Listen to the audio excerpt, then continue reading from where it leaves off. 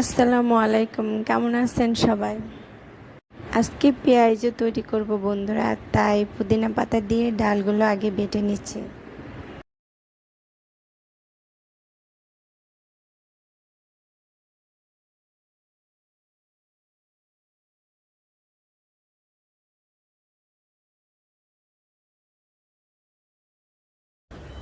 নিলাম পেঁয়াজ এবং কাঁচামরিচ কেটে।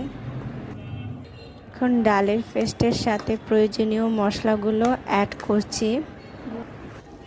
এখানে দিলাম পরিমাণ মতো হলুদের গুঁড়া, ধনে গুঁড়া, পেঁয়াজ কাটা, কাঁচামরিচ এবং পরিমাণ মতো লবণ।